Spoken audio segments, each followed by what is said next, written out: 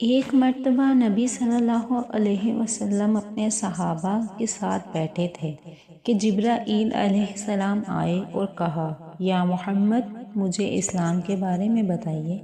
نبی صلی اللہ علیہ وآلہ وسلم نے جواب دیا، اسلام یہ ہے کہ تو یہ گواہی دے کہ اللہ کے سوا کوئی الہ نہیں اور محمد صلی اللہ علیہ وسلم اللہ کے رسول ہیں، اور تو نماز قائم کرے اور زکوٰۃ ادا کرے اور رمضان کے روزے رکھے اور بیت اللہ کا حج کرے اگر تو اس راستے کی طاقت رکھتا ہو۔ انہوں نے کہا، صدقتا، تو نے سچ کہا۔ پھر پوچھا کہ مجھے ایمان کے بارے میں بتائیے۔ نبی صلی اللہ علیہ وسلم نے جواب دیا، تو اللہ پر، اس کے فرشتوں پر، اس کی کتابوں پر اور اس کے رسولوں پر اور آخرت کے دن پر ایمان لائے، اور تو تقدیر پر ایمان لائے، چاہے وہ اچھی ہو یا بری۔ قال صدقتا، انہوں نے کہا، تو نے سچ کہا۔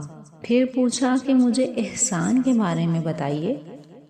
نبی صلی اللہ علیہ وسلم نے جواب دیا، تو اللہ کی عبادت اس طرح کرے کہ گویا تو اسے دیکھ رہا ہے، اور اگر تو اسے نہیں دیکھ رہا تو وہ تجھے دیکھ رہا ہے۔